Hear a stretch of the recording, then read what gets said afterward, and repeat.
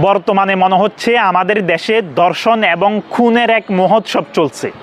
এই দেশে শিশু থেকে শুরু করে বৃদ্ধ, আসিয়ে থেকে রামিছে, বর্তমান আমাদের দেশের কোর্ট কাছারি সবই মিছে। কারণ আমাদের দেশ এখন অপরাধ করার জন্য, ধর্ষণ খুন এগুলা করার জন্য খুব উর্বর হয়ে গেছে।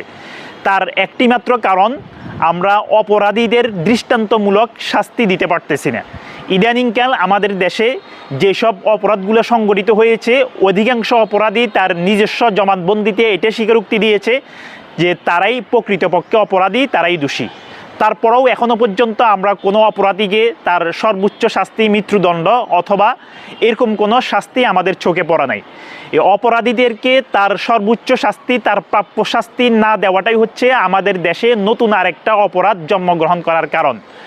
আমাদের দেশে যে অবস্থা বর্তমানে চলতেছে, আর কিছুদিন যদি এইসব অবস্থা বহাল থাকে, তাহলে এই দেশ প্রকৃতপক্ষে মানুষ যারা রয়েছে, মনুষ্যত্ববোধ যে সকল প্রাণীদের রয়েছে, তারা এই দেশে আর বসবাস করতে পারবে না।